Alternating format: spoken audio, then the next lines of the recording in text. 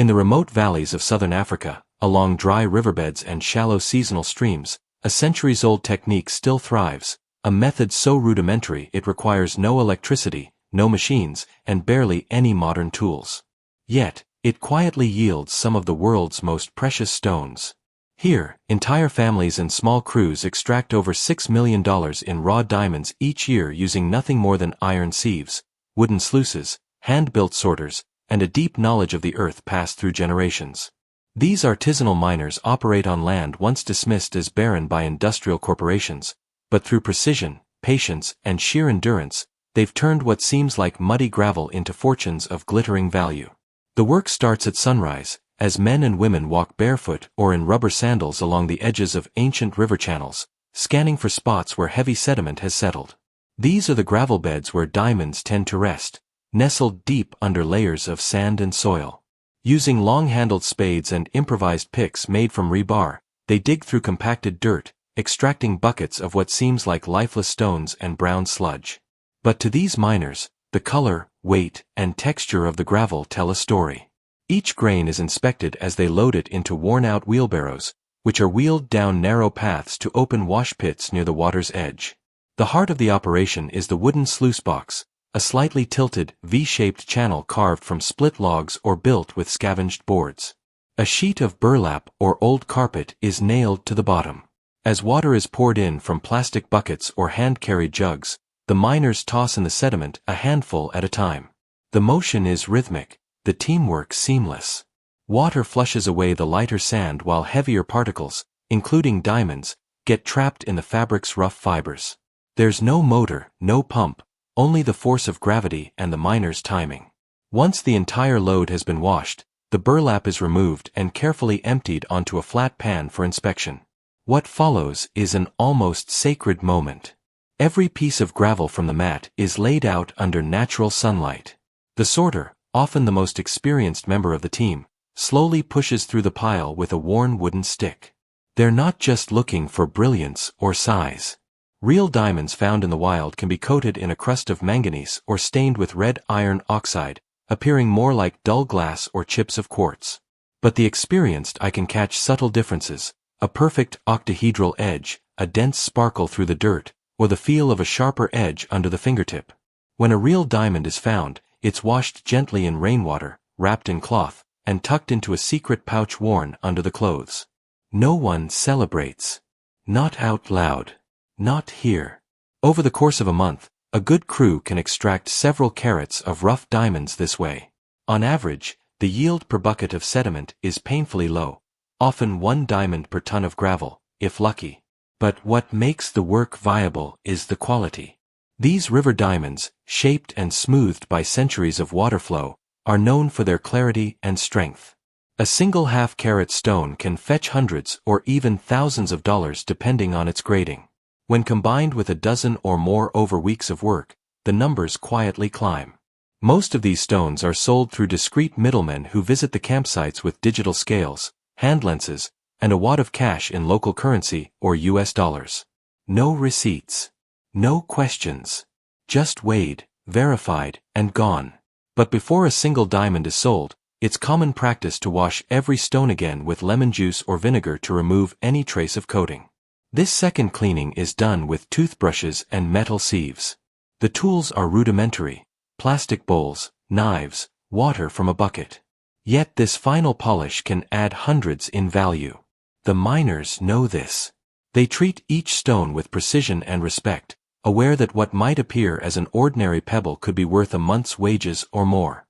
When the polished stones are laid out on a cloth, they glimmer under the sun, quiet proof that millions of dollars are hidden in the mud. Interestingly, many of these miners live without electricity themselves. Their homes are made of corrugated iron sheets or baked clay. Their tools are kept under tarps, and meals are cooked over fire.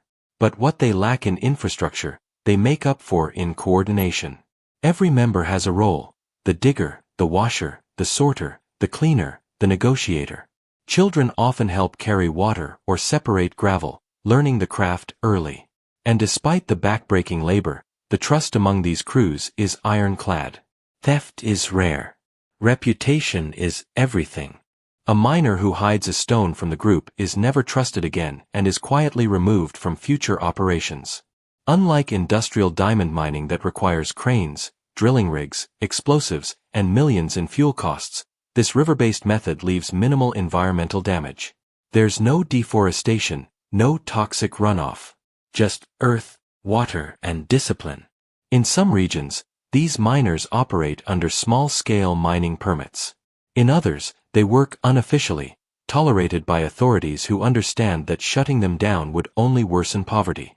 Either way, their work supplies a steady flow of raw stones into the hands of buyers who polish, cut, and distribute them globally, often without revealing their true origins.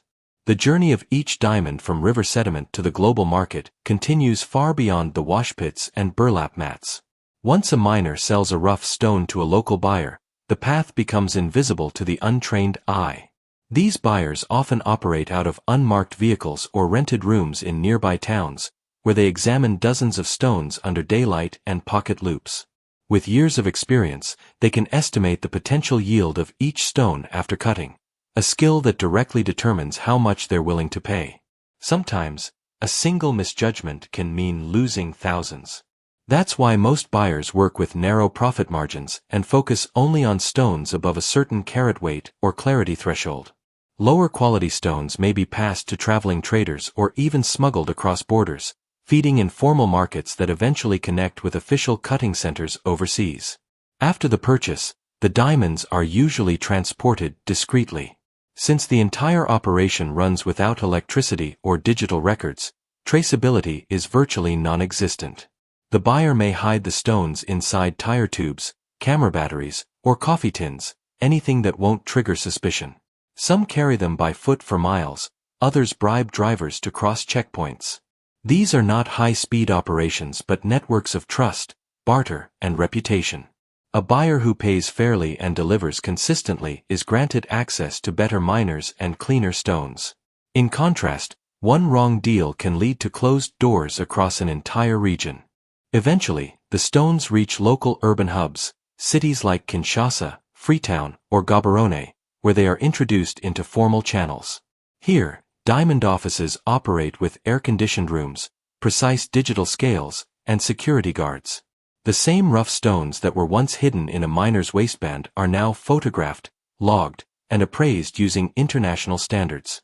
Sorting tables are lined with clean white paper, and each diamond is carefully examined under magnification to check for inclusions, coloration, and potential flaws. A single change in grade, from SI1 to VS2, can mean thousands of dollars gained or lost in the transaction. It's at this stage that electricity finally enters the diamond's story, powering the overhead lights, the microscopes, the scanning lasers. But all the value the diamond carries was created long before. The real transformation happened in the hands of the barefoot miner who found it, washed it, and recognized it without needing any technology. That value is invisible in the paperwork but essential to the stone's existence. Many of these stones are then shipped to cutting centers in India, Belgium, or Israel, where skilled artisans cleave and polish them into brilliant gems. The process involves advanced machines and exact measurements, but the irony is hard to miss. The diamond that was pulled from the earth using a $5 shovel and washed in a tin basin is now worth tens of thousands after passing through laser-guided polishers and grading labs. At jewelry auctions and boutiques, these same stones are mounted in platinum rings or gold necklaces, surrounded by velvet and glass. Few, if any, of the final buyers ever learn the journey their diamond took, or the simplicity of the tools that first revealed it. Back in the field, the miners continue with their routines. Most will never see the polished versions of their finds. They only know the raw stones, the ones covered in dust, the ones that feel heavy for their size, the ones with the faint shimmer when tilted against the light. Some miners keep small notebooks with handwritten notes, where a good pocket was found, what kind of gravel produced a higher yield, or which stretch of riverbed seemed tired and unlikely to produce more. This local knowledge, unrecorded by any geological institution, is often more accurate than satellite scans or official maps. Every few months, new groups arrive, young men hoping to learn the trade, older miners returning after failed city jobs. The tools don't change.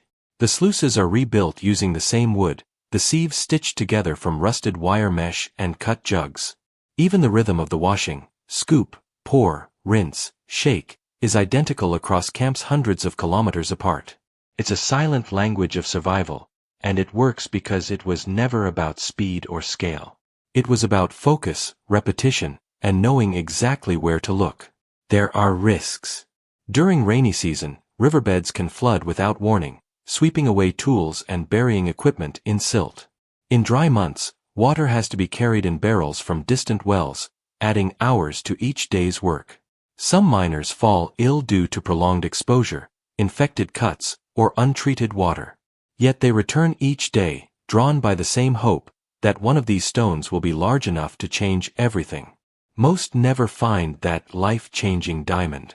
But many find enough to keep going, enough to build a better shelter, send a child to school, or feed their family for a few more weeks. Despite the simplicity of their tools and the isolation of their locations, the artisanal diamond miners have gradually developed systems of operation that rival the efficiency of more mechanized setups. With no electricity and limited access to advanced materials, they compensate with ingenuity. For instance, some crews have adapted bicycle wheels into gravel sifters, allowing them to separate finer sands from larger stones faster. Others craft makeshift classifiers from layered wire meshes and old oil drums, filtering sediment in stages to improve efficiency. It's not uncommon to see entire systems built from discarded materials. Salvaged metal sheets form drying platforms, and broken furniture is repurposed into support stands for sluices. These methods are born from necessity but refined through experience, allowing them to scale their efforts without increasing costs. While the work environment may appear chaotic to outsiders, it operates under strict internal discipline. Each crew functions like a small cooperative, with clearly defined roles and earnings shared according to labor and expertise. The team leaders, usually the oldest or most skilled miners, often serve as decision-makers, choosing where to dig, how to allocate tasks, and when to sell. Disputes are settled internally, and trust is the foundation of every agreement. In regions where written contracts are rare or non-existent, a verbal promise carries weight. Miners who break those agreements are quietly excluded, their reputations damaged beyond repair in a community where everyone knows each other by name and face. An unspoken code governs the way new sites are claimed. When a crew discovers a promising patch of gravel, they mark it discreetly, sometimes with stacked stones or simple symbols carved into nearby trees. This isn't about legal rights but communal respect. If another group violates that mark, they risk collective backlash. As such, boundaries are mostly respected without conflict. In places where multiple crews work side by side, there's often an informal rotation. One team washes in the morning, another in the afternoon.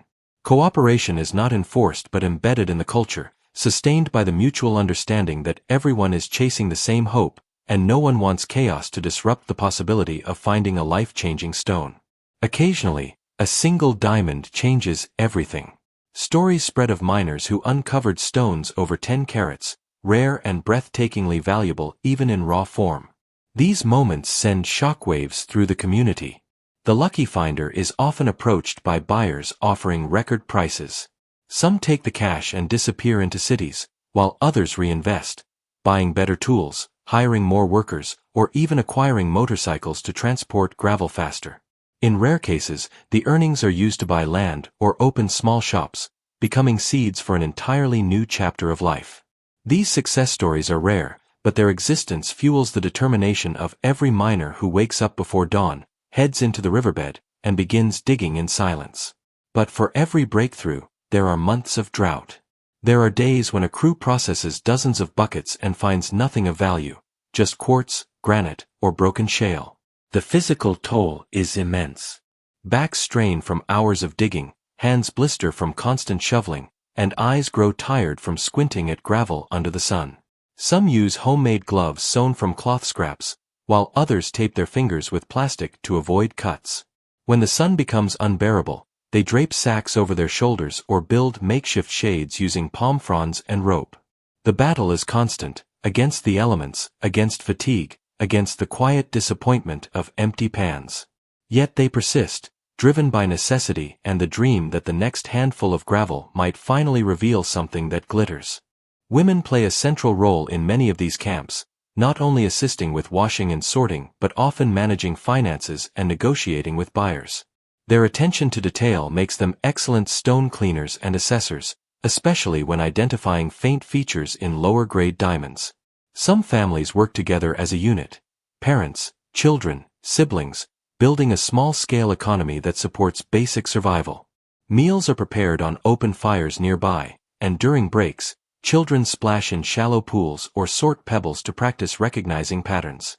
Education is sporadic, and opportunities are few, but the sense of community is strong. When someone falls ill or gets injured, others step in. If a family runs out of food, another shares what little they have. It is survival through solidarity, not luck. Despite the low visibility of this world, governments and NGOs have started paying closer attention. Some initiatives aim to formalize artisanal mining by issuing licenses, offering training, and introducing portable equipment that increases safety. These efforts are met with mixed reactions. While some miners appreciate the access to better tools and fairer market prices, others fear regulation will attract corruption or displace them from lands they've worked for generations. The key issue is ownership. Many of these miners operate on ancestral lands or riverbeds abandoned by large companies. Introducing formal systems risks stripping them of the autonomy that has kept their operations running for decades. The true brilliance of this low-tech diamond extraction lies not just in the gems themselves but in the resilience of the people behind them. Generations of miners have refined this process through hardship, ingenuity, and unshakable persistence. Their knowledge isn't written in textbooks or stored in computers, it lives in muscle memory, instinct, and spoken tradition. A miner might not read or write, but he can tell the difference between 10 types of gravel by the sound it makes in a metal pan. He knows how to identify the subtle changes in soil color that hint at a productive layer. He doesn't need a GPS to find the richest part of a riverbed. He knows it by the shape of the bend, the way the water slows, and how heavy the air feels after rain. These are skills forged not by training, but by survival. Despite their expertise, these miners remain invisible to much of the diamond industry. When the final stones arrive at auction houses in Antwerp, Dubai, or Hong Kong, no trace remains of the river or the hands that first uncovered them. The stones are now cut, polished, certified, and mounted, divorced from their origins and repackaged for wealthy buyers with little interest in their journey. Even so-called ethical sourcing standards often overlook the realities of small-scale mining, focusing instead on large corporate operations with documented supply chains. In this way, millions in diamonds pass through rural hands each year without acknowledgement, credit, or reinvestment into the communities that make their discovery possible. Still, the cycle continues. With each new season, the rivers shift again, the sediment settles differently, and new opportunities rise. Sometimes, old sites long considered tapped out are revisited with surprising results. Heavy rains can uncover forgotten channels, while landslides or erosion can reveal layers buried for decades. These events spark renewed energy in the camps. Tools are dusted off, sluices rebuilt, and families return to the field with fresh hope. It's a rhythm dictated by nature, not spreadsheets. The river gives and takes, but it never stops flowing.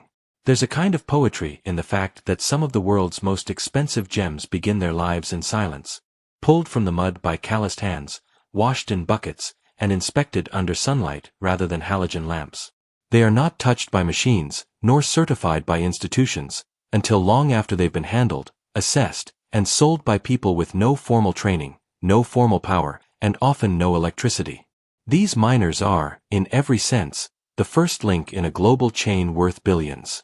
Without them, the diamonds would remain hidden, the luxury markets quieter, and countless engagement rings a little less brilliant. And yet, their reward is modest. Even a miner who consistently finds stones may still live in a one-room house, cook over wood, and rely on kerosene for light. Their wealth is measured not in bank accounts but in moments: a child's school fees paid for the year, a roof repaired before the rainy season, a second-hand motorcycle that cuts the walk to town in half. These achievements are quiet but profound. In a world obsessed with luxury, the people who uncover its raw material live with simplicity, purpose, and the unbreakable bond of a shared struggle. Over time, small changes do appear. Some crews begin using hand-cranked centrifuges or solar-powered lights to work longer hours. Others pool money to build permanent washing stations closer to their most productive sites. A few enterprising miners teach themselves how to photograph and sell lower-grade stones directly to online buyers, bypassing local middlemen entirely. These evolutions are slow but meaningful. Each tool added, each trick learned, makes the work just a little more efficient. But the core remains the same: water, gravity, focus, and an unshakable commitment to watching for the one stone that could change everything. In this way, the story of diamond extraction without electricity is not just about geology or tools. It's about people, about how communities carve survival from stone, turn rivers into lifelines, and transform grains of gravel into a fortune's foundation. It's about the quiet pride of knowing that even without machines, even without light bulbs or datasheets, they can still unlock the Earth's deepest treasures. It's about dignity in simplicity, strength in repetition, and brilliance born not just in the stone, but in the hands that first revealed it.